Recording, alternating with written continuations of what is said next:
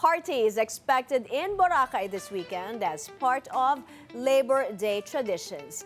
Paolo Barcelon reports on this year's festivities. Donna and her workmates from Sarangani are just among some of those catching a quick run at Boracay's beachfront.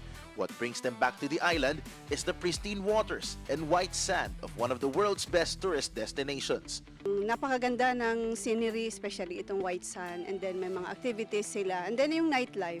The same holds true for visitors like Roylan and for content creators like Darren. Ito pa rin yung sand. Yun talaga nakakaawa. Kasi napakaganda ng buhangin.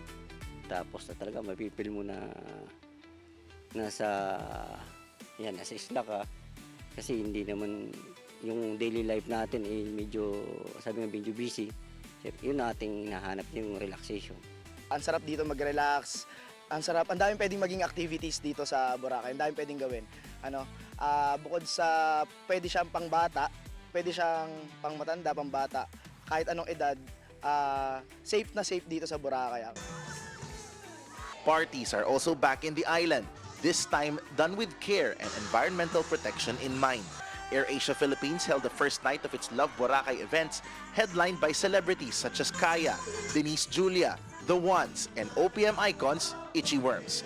AirAsia Philippines says these events are also one of the prime movers to drive more local tourists, especially younger travelers. We democratize air travel, meaning yung sa pinakamurang halaga na safest possible para makarating kayo sa Boracay, and that's AirAsia. And hindi lang naman siya flights. Siyempre, meron din kami mga partner hotels. So, yung kanilang stay sa Boracay, siyempre lalo na yung mga Gen Zs or millennials na always on a budget. Yan.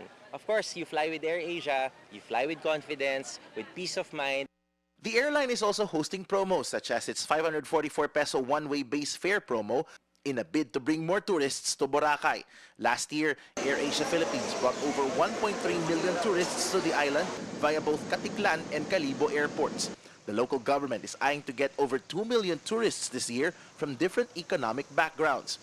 The low-cost carrier has also increased flights to 81 per week from the previous 70 to cater to more passengers. Aside from luxurious stays in the island's hotels and resorts, the local government is also trying to attract guests on a budget. Akala nila, Boracay, mahal, no? Mayroon pa rin mamamura dyan. So it's a matter only of informing the tourists na hindi naman mahal ang Boracay. Kaya it depends on your choice. Kung gusto mo mahal, meron mura, meron dyan. So it depends on your budget. Changes implemented during the first rehabilitation of Boracay, such as beach cleanliness, constant monitoring of the island's water quality, and maintaining public order are also still being done to ensure a closure of the island will never happen again. Back in 2018, then-President Rodrigo Duterte ordered a closure, calling the tourist destination a cesspool. Malay's local government says they will not let the rehabilitation go to waste, as they will make sure that the beauty of one of the world's best beaches will be preserved so that more people can see this piece of island paradise. In Boracay, Paolo Barcelon, Billionaire News Channel.